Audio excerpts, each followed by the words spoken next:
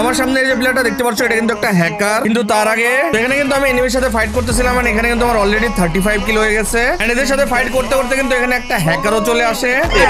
তারপর এখানে আমি আবারও রিভাইভে চলে আসি। তারপর এখানে আমি একটা এনিমিকে থমসন দিয়ে নক করে এন্ড একজনকে ডোমেনের মধ্যে নিয়ে যাই। এন্ড এখানে আমি এই এনিমিটাকেও ডাউন করে দেই।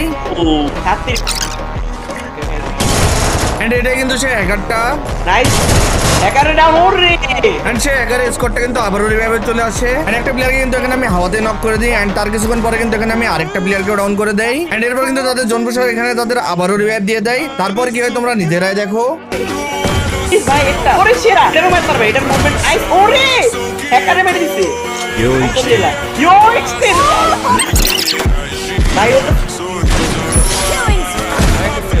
ওরে শিল ভাই ভাই গড